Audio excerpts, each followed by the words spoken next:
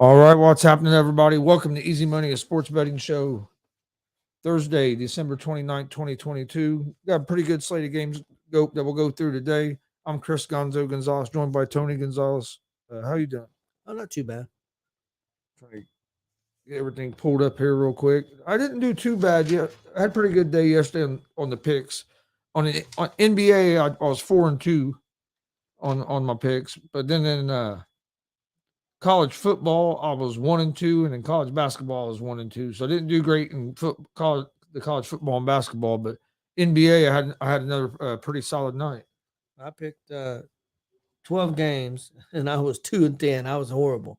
Oh man, 0-3 in the NBA, 1-2 in college football, 1-2 in the NHL, and college basketball was 0-3 also.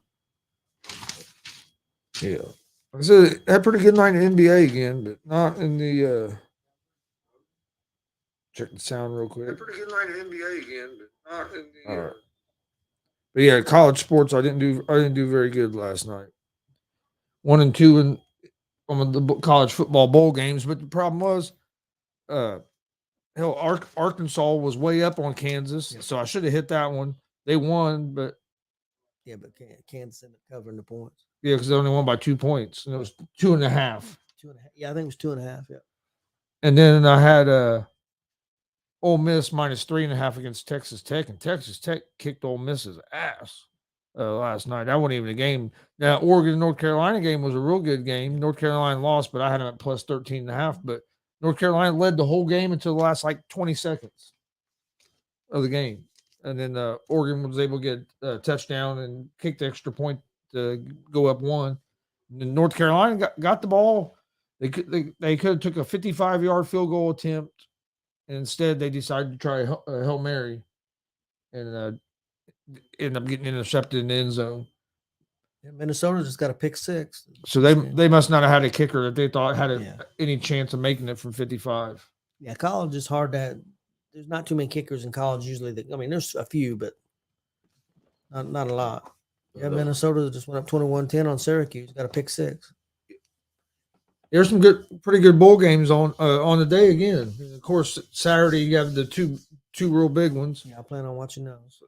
I plan on watching them as well. But we'll go ahead and start tonight. First, we'll start with NFL. You got a big Thursday night matchup: Dallas Cowboys at the Tennessee Titans. The Cowboys are this number keeps going up. The Cowboys are 14-point favorites now. See, last I seen was minus 12. It was at 13 and like 13 this morning. So who's the quarterback for Tennessee? It's going to be Josh Dobbs. It's going to be a third string quarterback. I don't know if Malik Willis is hurt or what, but he's not. Malik Willis isn't starting. Tannehill's out hurt, so they're starting Dobbs. He's played a few games in the league. It's I think Dallas wins the game, of course, which I thought Dallas would I'd probably favor Dallas even if Tannehill was playing. Just I think Dallas a little bit more talented, but that Tennessee defense, man, if they can keep him in the game and that guy can just not. They got to run the football. I think Cowboys win, but 14 points to me is kind of a lot just because Pollard's out too. You got Pollard out. Plus, Dallas turns the way they've been turning the ball over. They get in the pass happy mode, and then Dak has been throwing interceptions. Parsons questionable with a hand, but he'll probably play. Yeah. But no Pollard, so that puts more of a load on Z. And for Tennessee, Henry's doubtful. But from what I've heard. What I was hearing earlier, they thought he was going to play. Something might have changed because now they're saying he's doubtful. If Henry don't play, I think I'd do the minus 14. Oh yeah, if Henry don't play, I would take Dallas at the minus 14. But to me, I don't know. I just think 14 points is a little too much. This is probably a game that won't be on my best picks. But I do think the Cowboys win the game. I just think Tennessee might be able to keep it close because of that defense. Well, we've seen Tennessee's defense, but their defense ain't played that well lately. We've seen how well they played against Kansas City and should have won the game. And another thing I just saw, and it makes sense, is this game don't mean a whole lot to Tennessee. Because if they win or lose this game, the AFC South is going to be decided next weekend when they play Jacksonville. Yeah, because even if even if they lose, they go to 7-9, and even if Jacksonville wins, they would go to right now. I think 8-7, whatever it would be. But then if whoever won would they'd be tied, but they'd have the tiebreaker. what's Jacksonville's basically. record right now? Well, let me look real quick. That's why it just said on the bottom of the TV. I'm Said not sure no. about that. It said no because matter what, the fate of the I thought Tennessee of was. the of I thought Tennessee would this- be decided next I week. thought Tennessee's 7-8 right now. Because if they're 7-8 right now and they lose this week and go 7-9,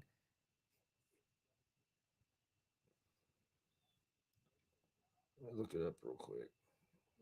That's what. Yeah, that's what just came across the bottom of the TV. Was that? All right, that's AFC. Oh, shit, what happened?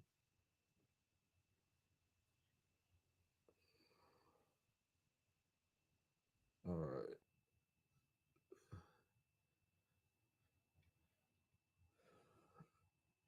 AFC East. I want South. They're both 7-8 right now. they're both 7-8. So that means If Jacksonville wins, they would go 8-8. 8-8. So if they were 7-9, if they beat Jacksonville, They they'd be tied, but they'd have the tiebreaker.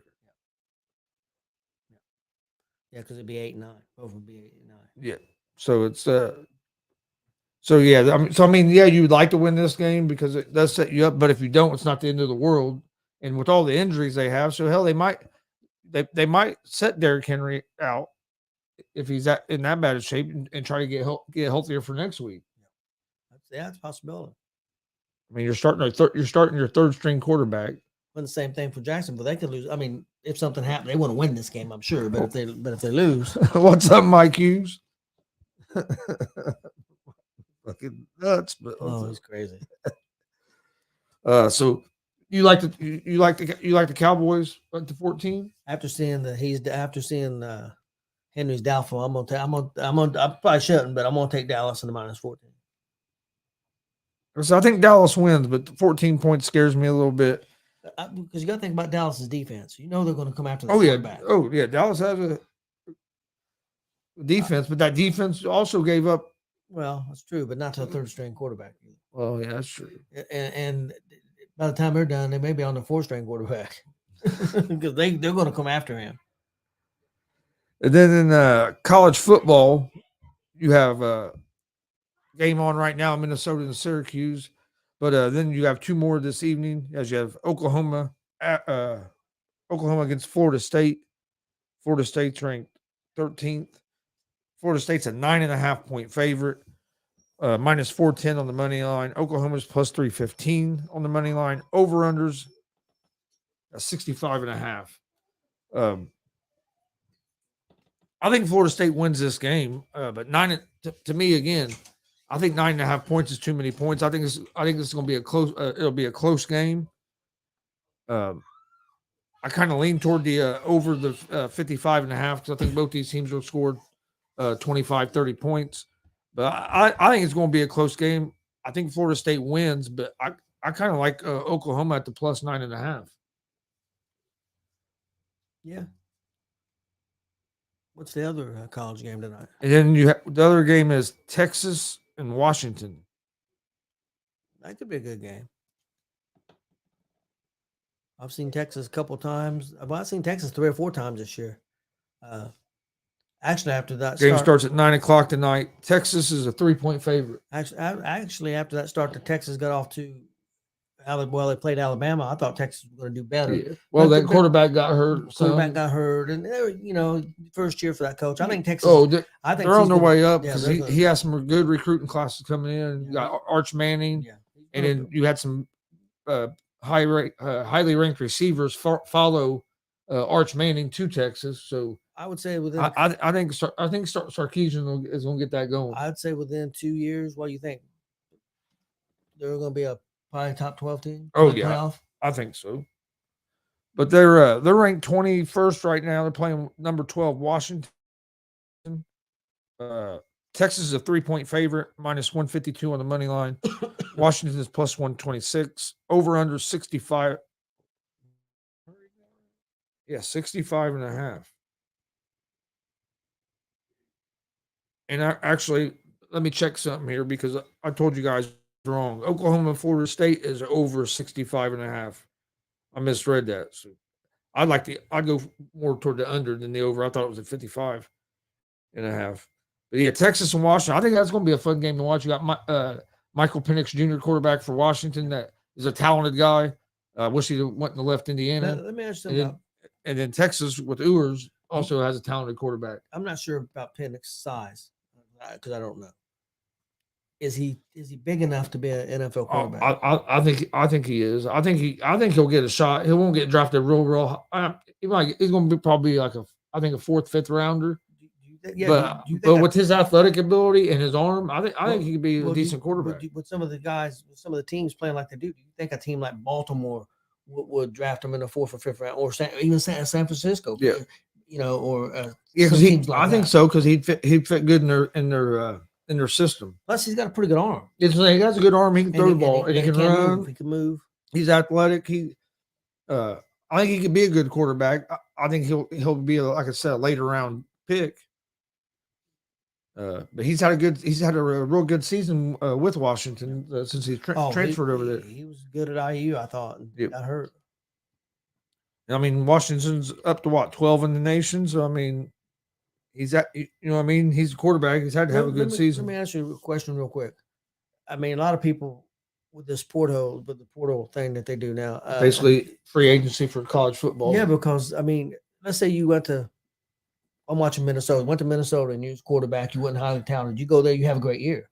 Well, now all of a sudden, Alabama wants you. Oh yeah, or Florida wants you. For example, the quarterback from North Carolina, May. He's already had two teams offer him $5 million to leave North Carolina and go there to play. That's what I'm saying. This NIL, I think it's good. Yeah, these players are making some money. I think they should be able to make money off their name, image, and likeness. I'm not saying they shouldn't, but there's going to be some kind of you got to put some kind of rules in place, because right now it's like the wild west. It's.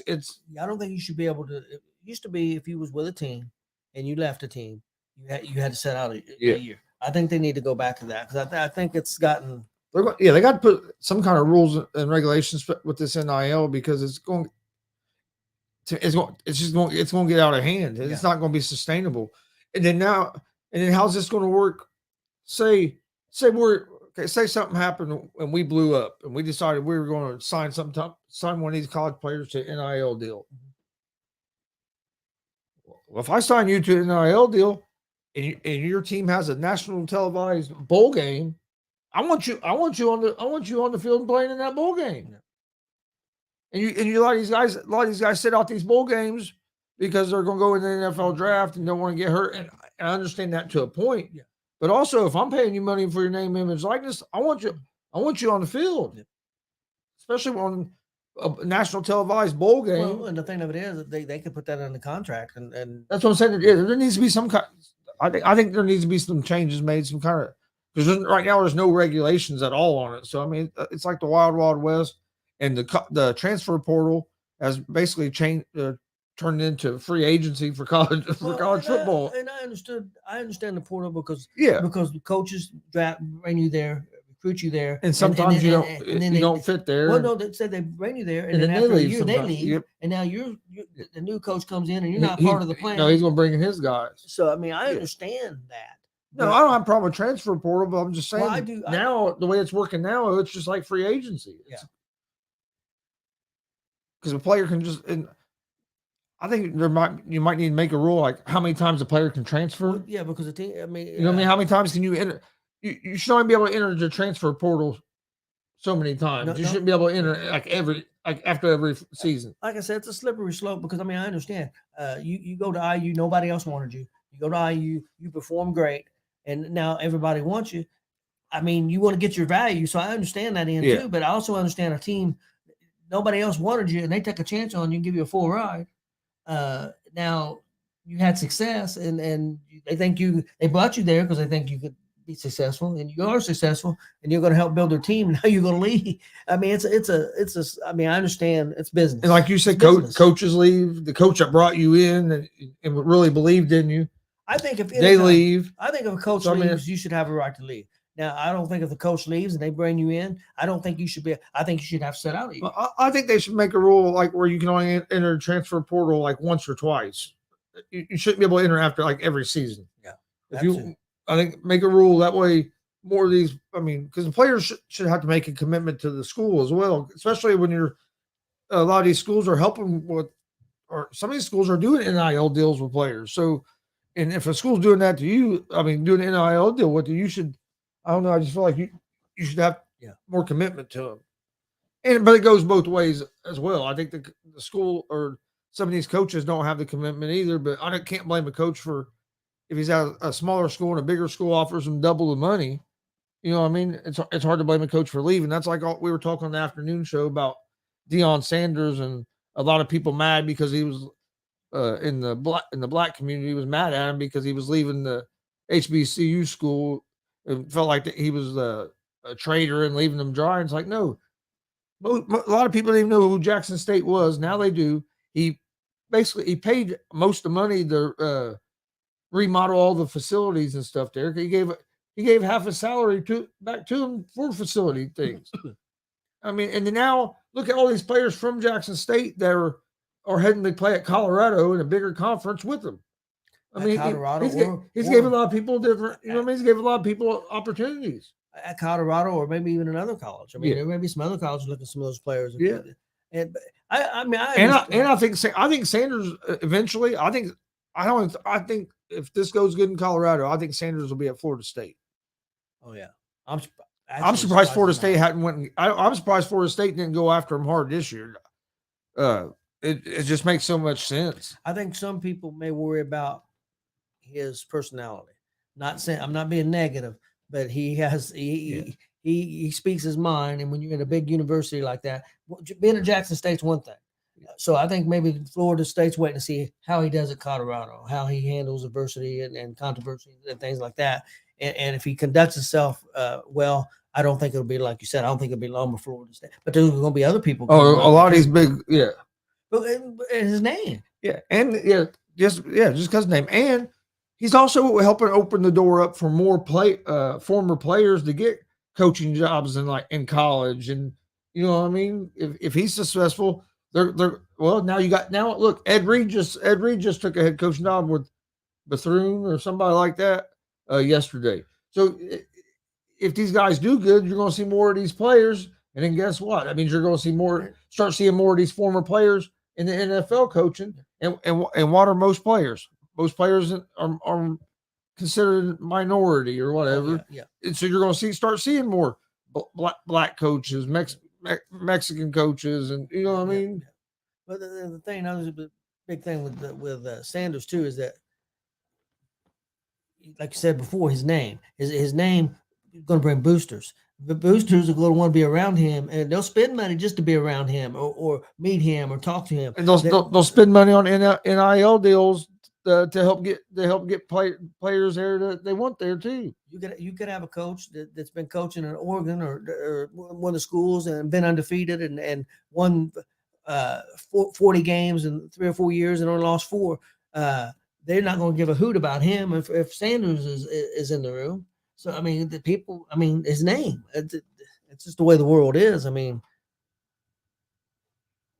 no, I agree. It's going to be interesting to see how it works out. College football is a huge business. Oh yeah, huge business. So that was all the college football. Which is bigger business, college football or college basketball? At one time, I would have thought college basketball, but now I don't know. I think now I would say college football. And I think college football is even going to start getting because the bigger with expanding the playoffs. Yeah. But I mean, I would say it's college football. I mean, look at a lot of these college football games draw more fans than NFL games. I mean, Michigan's over 100,000, 120, I think. Yeah, I mean, a lot of these college stadiums hold. Some of these college stadiums hold more people than what a lot of the NFL stadiums do. So I mean, it's pretty big, and these college fans travel. I mean, like these bowl games, a lot of times are not close to I don't know where they're playing, but today on this game, but most times it's not close to like Minnesota or Syracuse. So and you still see a lot of the fans travel. Don't get me wrong, March Madness, you see a lot of that as well too. Yeah. But I think college football is more relevant during the regular season than college basketball because in college football, one game can basically end your chances to get in the well now it won't be as maybe as much, but before if you lost one game, that might have been your chance to get in the playoffs. Yeah. So I think that's the other thing that helps college football is every game means a little more. Where in college basketball, if you can just win enough games to get all you're worried about is winning enough games to get March Madness or try to win your conference. But Yeah. it's not like every game don't feel as important because like hell, how many games this year we're big IU fans? How many games this year have IU played schools where it's like, well, I'm not even worried about if I watch that game because it's a smaller school. Yeah. This time of year you pick out the ones when they're playing the big matchup. Now, when conference play starts, I think college basketball gets a lot more interesting. But until conference play starts, all this first month and a half and month and a half of non-conference games, I mean, really, you get a few good games in some of the tournaments, but other than that, so that's why I'd say college football. Let's go ahead and college. We'll go and do college basketball because I only have a couple games there. Uh, there was a pretty big slate. You got quite a few games that we're on right now. But the games I like Butler at the -2.5 against Providence, and then I like Indiana, Purdue, Fort Wayne, -2.5 against Robert Morris, and I like Cincinnati -4.5 against Tulane. That's going to be the three games I like in college basketball. I've got a college basketball parlay. I got Wagner -9 at LIU. I've got Ohio State -27 at Alabama A&M, and I got the University of Wisconsin Milwaukee win money line at Oakland. Yeah, man, there was too many big spreads. Yeah, there was a lot of. There's too many big spreads in college basketball. One minute, you real quick. I'll go ahead and do my NHL. Yeah. Parlay. Okay, I've got the Montreal Canadiens at the Florida Panthers. I'll take the Panthers win money line. I got the Ottawa Senators at the Washington Capitals win money line. Or Washington Capitals win money line. I got the Columbus Blue Jackets at the New York Islanders. I'll take the Islanders win money line. All right. Well, let's jump over to NBA, and then we'll go through and give you guys our official picks after we go through these games. But NBA first game tonight it'd be the one I'll probably watch a little bit of. You got the Cleveland Cavaliers at the Indiana Pacers. Cleveland's a 4.5-point favorite on the road, -196 on the money line. Pacers are +164 on the money line, home dogs. Over-unders at 223. Cavaliers are 2-3 over their last 5 games. These two teams have played each other one time, and Cleveland beat the Pacers 118-112. That game was in Cleveland, so Pacers played them on the road, lost by 4 points. Pacers are 2-3 over their last 5. I like the way the Pacers. I really like watching this Pacer team. They're a young team. I think if they just can tighten up defensively a little bit, they're going to be more dangerous. I think they're ahead of schedule. But I like the Pacers at the +4.5. I'm gonna take the Pacers, but I'm gonna take them win money line. You going money line? Okay. I hope they win the game. They've been playing good. They won the other night when I took them. I took them as underdogs as well. Cleveland's a good team, but Cleveland plays a lot better at home as well. Real quick on the Pacers, I've heard that they've started talks with extension for Turner. That dude's name's always in trade talks or something. Well, yeah, there's all kinds of stuff. The way I'm gonna tell you what, I like the way he's been playing this year. This is probably the best he's played as a Pacer, and he's surrounded by a bunch of shooters. And I mean, and some Indiana's so far it looks like Indiana hit their picks right. Yeah, I mean, you got Mathurin as a rookie that's making a big impact, averaging around 19, 20 points a game. Then you got Nembhard that you got in the second round from Gonzaga. That's that's played big minutes for you, Yep. and has done a good job. Hit a game winning three over the Lakers earlier in the season, and then you added Halliburton, who's playing out. I mean, he's playing having the best year of his career, playing great. I mean, hell, he leads the NBA in assists, and then he's averaging probably 23, 24 points a game. One thing I like about the kid from Gonzaga, he could be definitely a future leader for that team too. One of the leaders for the team. Yeah. And the reason I say that is there was a game in particular. I think one of the games where he's hit a couple games was hit the winner. But the one thing I liked was one game where they had Turner set out and Halliburton out both. He stepped up and scored like 34, 36 points, and that's not what he does every night. But he does. He's got those qualities. And you can't forget Buddy Hield, who Oh, yeah. He had 28 points the other night, was the leading scorer. Halliburton had like 24. And Hield was 6 or 7 for 3-pointers. And that's the thing. Hield gets hot. He gets hot. Well, he's been shooting at a real good percentage too from the 3-point line. And Halliburton has as well. I think they're both shooting almost 40% from threes. Yeah. And but I'll tell you what, Pacers will chuck up. They'll chuck up some threes. I think too many sometimes. Even if they're not hitting them, they'll keep chucking them. Next game is the Oklahoma City Thunder at the Charlotte Hornets. I just seen where Hurts practiced today. Oh, did he? For the first time, since the injury. The Hornets are 1-point favorites, minus 118 on the money line. The Thunder are even money on the money line. Over-unders at 238.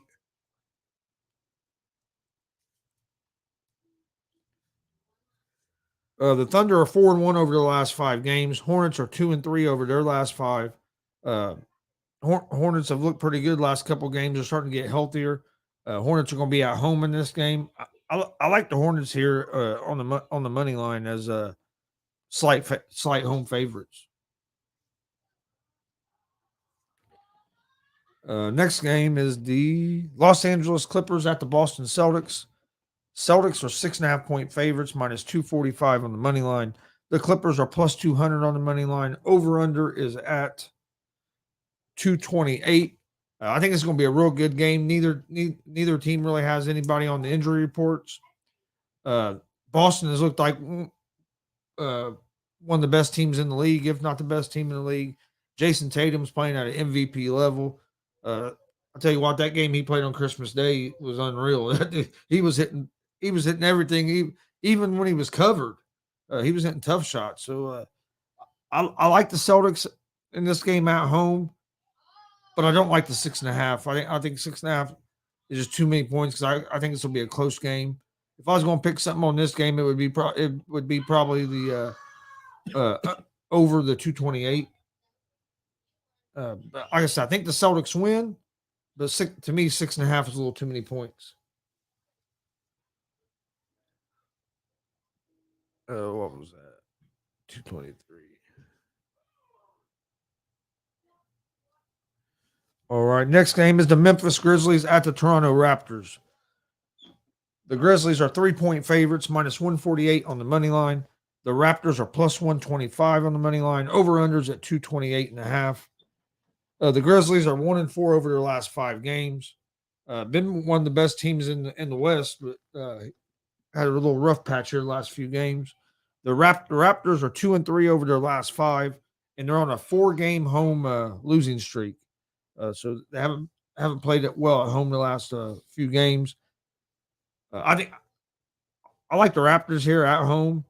I know they are on a 4-game home losing streak, but hey, streak's always in. Memphis just hasn't been playing real great. I like the Raptors at home. They're starting to get a little healthier. So I like the Raptors on the money line, getting them at plus 126. I think that's good value with the Raptors being at home. Then you have the New York Knicks at the San Antonio Spurs.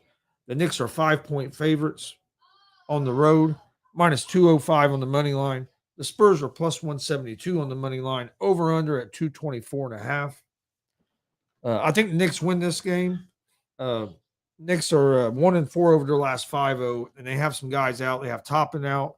RJ Barrett's is going to be out tonight. So that kind of worries me a little bit. Spurs are 2-3 over their last 5. This is a game I'm probably not going to pick, but I like the Knicks to win. But I don't know if I want to lay the 5 points. Uh, the uh, the under the 224.5 in that game is would be interesting to me. And then you have the or wait a minute. No, we just done the Spurs and Knicks, didn't we? Yep. We have the Houston Rockets at the Dallas Mavericks. Last game, NBA game of the night. The Mavericks are 10-point favorites, minus 500 on the money line. The Rockets are plus 365 on the money line. Over-unders at 225. Rockets are 1-4 over their last 5. Mavs are 4-1 in their last 5. The other night, Mavericks made a hell of a comeback. Did you see the highlights of that? Yeah, I did. They were down by 9 with 30 seconds left, and somehow Luka willed them to overtime. A play you never hardly see work miss a free throw on purpose, and especially the guy that shot the free throw to get the ball back and put it in. It was a great comeback, but man, you got to call that a collapse too. Yeah, the other team also. I mean, yeah, but it was a great comeback. I mean, no, I agree with it. It was a collapse too. You were up by 9 with 30 seconds left. You shouldn't lose. There's no way you got to hit your free throws. But Luka had 60 points, 20 assists, and 10 rebounds. 20 rebounds and 10 assists. See the MVP? I think right now it's between him and Joker. What about guy from Boston? And Tate, yeah, you have to have Tatum right there too. So it's going to be interesting, man. But I just think if Dallas, it's weird because I say if Dallas got him some more help, I think. But it's the way he plays is he's so ball dominant. I don't know if you bring in shooters around him like that, if it's going to be as effective because he's at best when he has the ball in his hand. Yeah. But all right, I'll go ahead and give my picks for today. In the NBA, I'm going to go with the Hornets on the money line. Pacers plus 4.5, and also like the over the 223 in the Pacer Cavs game. The Raptors on the money line, and then I'm gonna go with the Dallas Mavericks at the minus 10. I usually don't take very big spreads on the NBA, but so NBA Hornets money line, Pacers plus 4.5, and the over the 223. Raptors money line and the Dallas Mavericks minus 10. NFL, I'm not giving out a pick for my best picks, but I think the Cowboys win. I just don't like the 14 points. College football. Can I ask you a question on that Dallas real quick? What about the over under there? I think it wasn't it like 40. I forget what it was. That would probably be what I would pick if I was going to pick one to give out on the best picks. That's 40.5.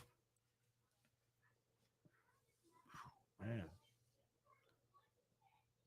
mean, that could be a possibility. Maybe a 27-6 game or something like that. Yeah, I think I like the under, especially with the third string quarterback for the Titans. Yeah. I don't think and Henry might not play. Titans defense is pretty good. That's what I'll do. I'm gonna do the under the 40.5 on that game. I'll go ahead and take that. And then in college football, I'm gonna take Texas minus 3. And then I'm going to take Oklahoma at the plus 9.5. I think Florida State wins the game, but I think that's going to be a closer game. And then college basketball, I like Butler minus 2.5 against Providence. Indiana, Purdue, Fort Wayne minus 2.5 against Robert Morris. And Cincinnati minus 4.5 against Tulane. That's going to be my picks for Thursday. Okay, I'll go ahead and give mine out. NFL, I'm going to take Dallas minus the 14. I think Henry may not play. I can't see Tennessee scoring very many points, even though Tennessee's defense may be able to hold Dallas down a little bit. They're going to spend a lot of time on the field. So I think Dallas can cover the 14. College basketball, I got Wagner minus 9 at LIU. I got Ohio State minus 27 at Alabama A&M. And I've got University of Wisconsin-Milwaukee win money line at Oakland. My NHL parlay, I got Montreal Canadiens at the Florida Panthers, I'll take the Panthers win money line. Ottawa Senators at the Washington Capitals, I got the Capitals win money line. I got the Columbus Blue Jackets at the New York Islanders, I got the Islanders win money line. NBA, I got Cleveland at Pacers, I'll take the Pacers win money line. Knicks -5 at the San Antonio Spurs, and I'm going to take the Memphis Grizzlies -3 at the Toronto Raptors. And real quick on the NBA, of course, I work third shift, and so I heard just a touch. Can you give me a quick rundown? What did LeBron say? Got people. Oh, he basically said he don't have enough help. Basically, what he was saying. They were asking about the team and asking him about if he feels like he has to score 30 points a night and stuff, and he basically just said that they just don't have the team right now, and hopefully they can get it right here within the next year or two, and people getting on basically because the team you have is because of you.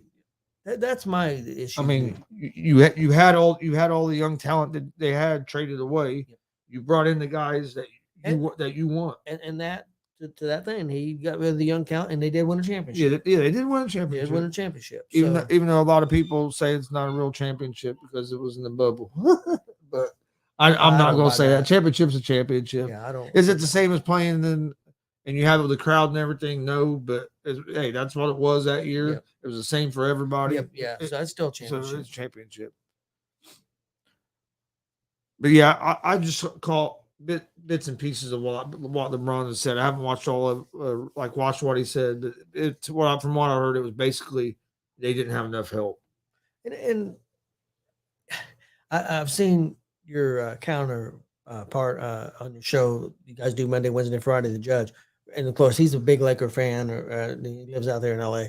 Just hammering the ownership, but the ownership did what they wanted them to do. They brought in LeBron. They give LeBron everything he wanted. They won a championship. Now the pieces of crap. Yeah. It's all the owner's fault and the people running the team. Well, yeah, LeBron helped make those decisions. I don't care what these people say. He did. Oh yeah. Russell Westbrook's here because of LeBron. Look at this young talent that's they were talking about bringing Buddy Hield and 2 or 3 other guys, young guys, and if they'd have got them, they'd be in a lot better place right now than what they were by getting Westbrook. Well, look some of the young talent that they gave away. Yeah, that's starting to play really well. Yeah, Ingram. They could be in a hunt for a championship still, and maybe multiple championships. They give away your young talent and a chance to build a team the right way. I don't know if there's a wrong way, but you know what I mean. Yeah, the right way, and try to win multiple championships, and they traded that in to win one. That's what they did. Yeah. But we appreciate everybody watching. Please hit that subscribe button on YouTube at Gonzo Sports Room and at the All Sports All Plays Network. Like and follow on Facebook and Twitch as well. We greatly appreciate it. No more shows tonight. I will be on Unscripted at 7 p.m. Eastern tonight.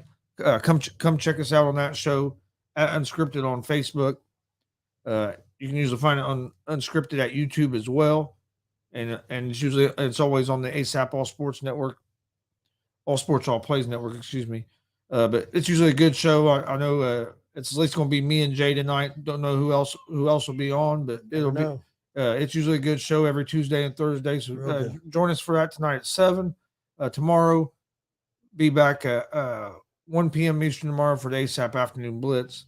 There will be no easy money tomorrow. We're going to do a Saturday show instead of Friday, and give out all our picks for the Saturday football games and Sunday football games. Don't know the exact time yet, so check our social media out: Facebook, Twitter, Instagram. I'll put out a thing letting everybody know what time on Saturday, but we will do something probably early Saturday before the games start. So I don't know, maybe 11, 12, somewhere on there. But like I said, we'll get something put out. We have some. If you're a pro wrestling fan, we have pro wrestling shows coming back up. I know we have one January 8th, and working on some more interviews here as we get into the first of the year. And then we'll be having our big end of the year award show here real soon as well. We'll announce the date on that We appreciate everybody watching. We'll see you guys tomorrow, or no, see you guys Saturday. Like I said, I'll put the time on social media as soon as we get a time set. I hope everybody has a great day. Hope some of these picks had a decent day yesterday, and we'll see you guys on Saturday.